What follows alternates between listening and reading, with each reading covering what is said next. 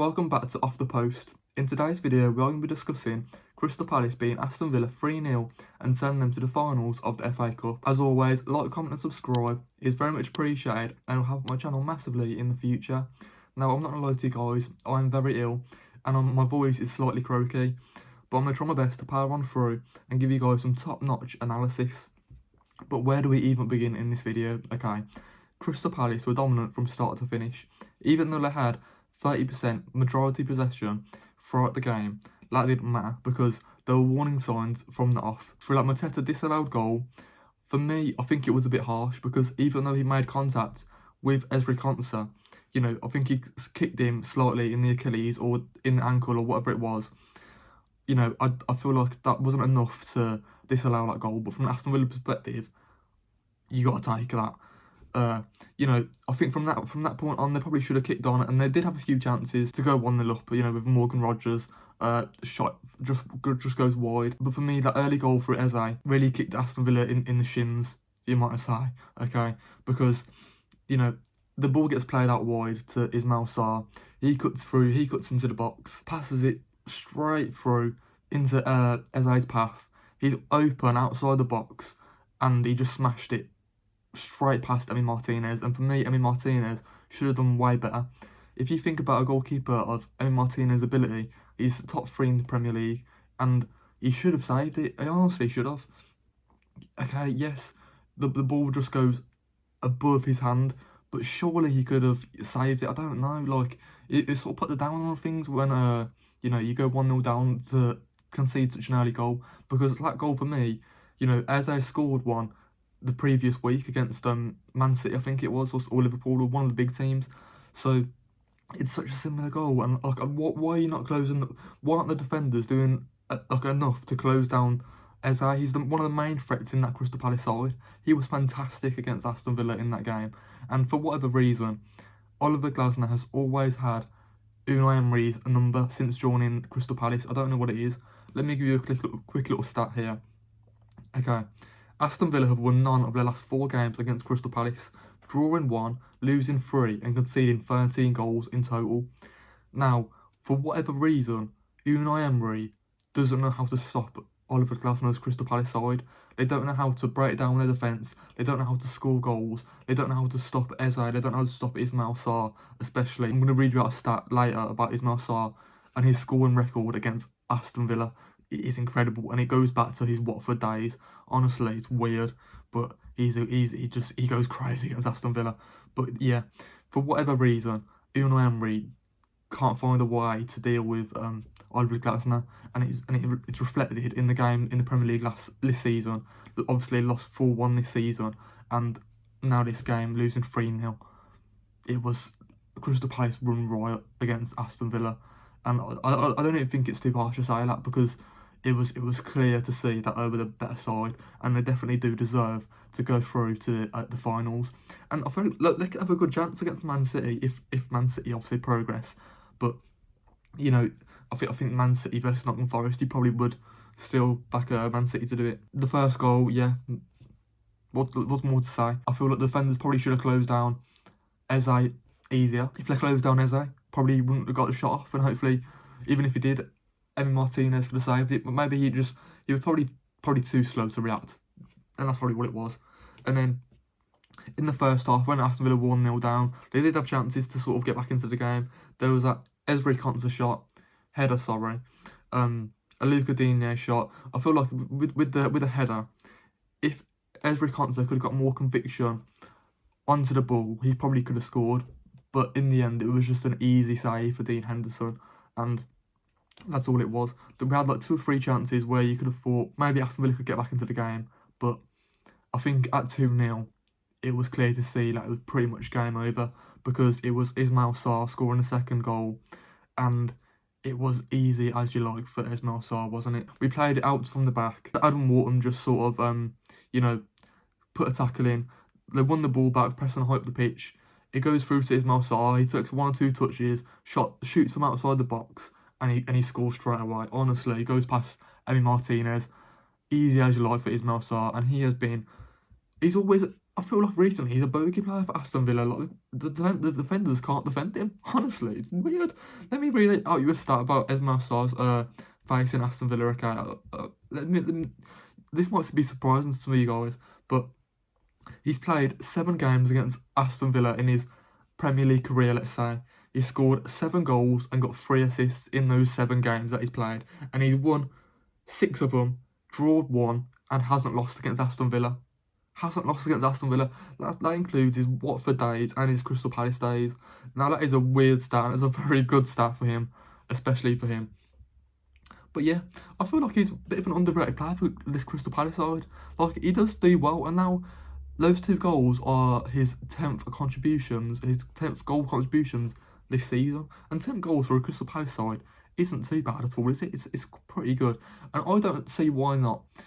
They can't do what Nottingham Forest did this season and do that for next season. If they can keep hold of their best players and sign 1 or 2 more, more, better players in those sort of centre mid positions, maybe a centre back as well, to sort of push them up the league. I don't see why not they can't be challenging for European places next season. Honestly, they've got a fantastic side, and if they can, beat the likes of Aston Villa and all these bigger teams in the league, I don't know why they can't be competing with the likes of Aston Villa, Nottingham Forest, Chelsea for those top 6 positions. That's just my thoughts. But yeah, when it's 2-0 down, you've got to think to yourself, it's so frustrating because it just gives you an even harder mountain to climb as a Aston Villa player. And for me in this game, I think one thing we've learned about Aston Villa is Pau Torres is just a little bit lightweight in defence. And ever since the departure of Diego Carlos, we've sort of seen the partnerships between Ezri Konsa and Pau Torres, Tyrone Mings, Pau Torres, Axel Disasi, Pau Torres, whatever it is, it just doesn't work.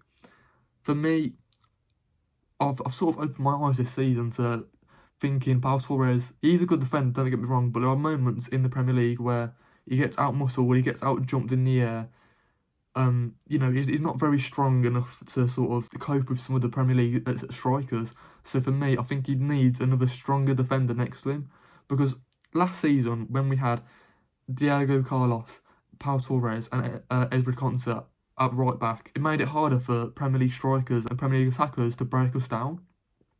So from that point of view, I feel like in the summer we do need another centre-back that's a little bit stronger, someone who can, help Pau Torres in that sort of sense, because at the moment, don't get me wrong, he's a very good passer of the ball, and when it works, it's fantastic, but when it doesn't, you can really see the faulties in our defence. I can't say that word, but you know what I'm trying to say, okay? But yeah, okay, so we spoke about the 2 goals. Let's speak about the last goal now. Again, it is Ismail Sarr. Now, for me, this was another easy goal.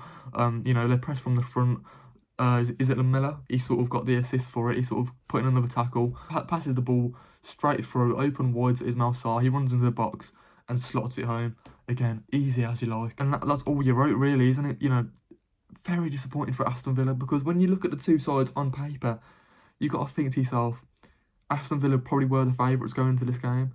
With the squad they have, with the players they have, you got to think they can overwrite that Crystal Palace defence, but as it's shown in previous games, that wasn't the result, that wasn't the case. Right, so if we look at some match ratings on FootMob, Ismail Sarr stole the show with a 9.3 match rating. Obviously, he got 2 goals and 1 assist, so he ran away with the game, didn't he? He was the best attacker in the game. And if you think about the front 3 for Crystal Palace, right, in Ismail Sarr, Eze and Mateta, that's got to be right up there in the Premier League. And I feel like if they can get 1 or 2 additions around them sort of players, they can definitely challenge next season for Europa League positions, Champions League positions. There's no reason why they can't do what Nottingham Forest did, like I've said previously in this video. But yeah, Eze got 8.3 as well, with 1 goal, 2 shots on target, 83% accurate passes, all that sort of stuff. Who else did good for Crystal Palace? Gehi got 7.4. And yeah, for me, from an Aston Villa perspective now, you've got to look at some of the ratings. Tielemans, 4.8. What happened to Youri Tielemans in this game? He was a shadow of his former self. He's been one of the best Aston Villa players this season. Very consistent, got the most minutes for Unai Emery's side. But in this game, I feel like Adam Wharton just got the better of him. He must have done. And as well, Pau Torres did bad, got a 4.9 rating. And again, Martinez 4.5, terrible. Conceded 3 goals. Honestly, it's unfortunate because Aston Villa should have done better than they did. But I feel like we should probably end the video now by talking about what's going to happen for both these teams for the rest of the season. Obviously, it's fantastic like Crystal Palace have made it through to the FA Cup's finals, and you know, good luck to them for against whoever it is, either Man City or Nottingham Forest, because either way, tough opponents. But I reckon they could do it. You know, for me, Crystal Palace have always been that sort of mid-table team. They were always going to finish bottom half, but I feel like this win against Aston Villa in the semi-finals is going to go down in their history, and it's going to really prove to them that they're capable of going further and actually pushing up in the table next season. But I feel like from an Aston Villa perspective, it's really difficult now because they've been knocked out of Champions League, knocked out of the FA Cup. They've still got 4 games left in the league, and maybe you got to think to yourself, okay, yes, pushing for the Champions League again this season might be a little bit too difficult. They're only 3 points off Nottingham Forest in 6th, so it's still achievable. They're 3 points off Chelsea as well in 5th, so it's not over with. But I feel like if they can end the season with Europa League football, it's still successful because, you know, reaching the quarterfinal of the Champions League, fantastic. Obviously, good luck to Crystal Palace in the finals of the FA Cup. Aston Villa just weren't on the money, were they, in this game? And, you know, I just think the team selection, Unai Emery got the team selection all wrong. I feel like he's done that a few times this season, but for me, I feel like the right back position, we need a new right back. I feel like we need Ezri Konsa back at right back, or we need like a new centre back in there, because I don't know, it's just not working. Like I don't know why he keeps on subbing off Luca Digne. Why keep on subbing off a left back and your full back? For me, it just doesn't work. Yeah, Asensio didn't really do much in this game. You know, but I feel like there's been a few big games this season where he hasn't done that much. Yeah. You know, going into this game, Aston Villa had like what, 7 wins or 8 wins. There's a really good win streak, didn't they, Aston Villa? And it's really disappointing to see because now we're sort of out of it, and we're not really we're fighting for something. But our season, I'm not going to say over, but it's a little bit, it's dying out now a little bit, you know. Okay, I think we should end the video by discussing as well the potential Rashford and Ollie Watkins swap deal, because I've seen that recently, rumoured to be recently, and for me, I don't understand this, because yes, okay, it benefits Manchester United massively because they get rid of their star boy, or their boyhood, Marcus Rashford, you know, who hasn't really been doing well for them in the past few seasons, and they get a 20-goal season striker in Ollie Watkins, don't they? So from that point of view, it works for Manchester United, but for me, it doesn't work for Ollie Watkins. Why would you, you know, go to a club that sort of, it's sort of a downgrade in a sense. Where they are in the league, they're like what, 15th, 16th. So from that perspective, it is a downgrade. Why would you do that if you was an Ollie Watkins? Surely you'd be looking up the table. Surely you'd be looking at the likes of an Arsenal, a Liverpool, a Chelsea, maybe. You know, if you was looking to leave, you'd be looking at those clubs. You wouldn't be looking at Manchester United at this time. So for me, that swap deal makes no sense. I don't think that's going to happen. I don't know if Marcus Rashford has done enough to even warrant that Aston Villa signing him, but maybe, you know, there's 4 games left. If he gets us into the Champions League, why not? Why not do the deal? At this current time, though, I don't know if Aston Villa will spend 40 million or if there's better value for money out there to get a better replacement. I'm not too sure. But either way, I do think we probably do need another striker in the summer as a backup or starting if Ollie Watkins does leave. But yeah, I think, you know, just to end the video, let's answer some questions, ask some questions, okay? How does this change Crystal Palace's history winning in the semi-finals? How well would you reckon I'll do in the finals against Man City or Nottingham Forest? How does this affect Aston Villa's season? Is this a bad result for Aston Villa? Should they have done better against this game? What's going to happen for Aston Villa in the rest of the season now? Do you think they're going to qualify for Champions League, or is it Europa League football for them? Yeah, those are all my questions. As always, like, comment, subscribe is very much appreciated. I'm just very sorry that I've had a bit of a croaky voice in this episode. It's not great at all, but hopefully I'll be fighting fit for the next one. And yeah, you know, your support on social media at the moment with all the likes and the comments and all the interaction has been incredible. I can't thank you guys enough. So yeah, see you in the next one. Peace out.